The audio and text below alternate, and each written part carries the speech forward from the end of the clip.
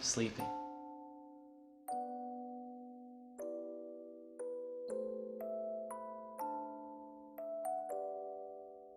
But Ah! Ahoy? why are you surprised? You asked me to tell you a spooky story before you went to sleep. Wait, I did? Oh. Well, yeah, I did. Could you be a little less creepy about it next time, though? But it takes away from the vibe. I can't argue with that. Thank you and, stuff. Are you sure you can handle this one? This is a real ghost story. Yeah, I got this. Alright, if you insist.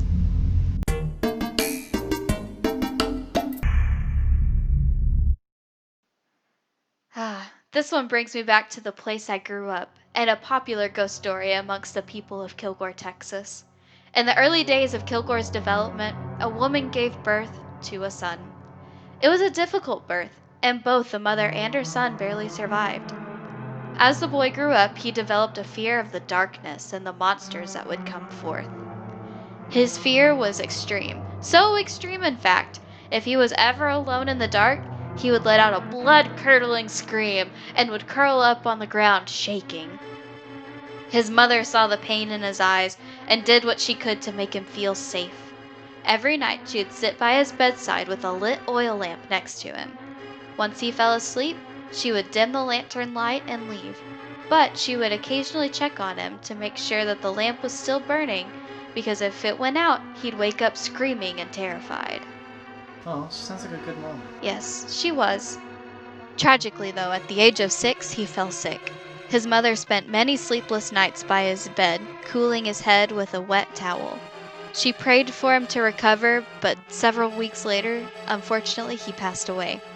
The following morning, preparations for the burial began, and on the day of the funeral, some of the family's neighbors came to bury him.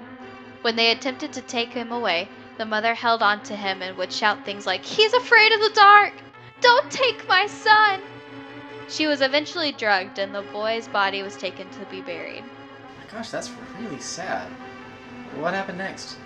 After the burial at Purtle Cemetery, the mother would come and visit his grave and leave a lantern at it so he wouldn't be afraid of the dark. A year later, the mother died of grief and was buried next to her son. To this day, people still report seeing a light over the headstones at Purtle Cemetery and believe that it's the grief-stricken mother comforting her son. This only goes to show that a mother's love truly never dies.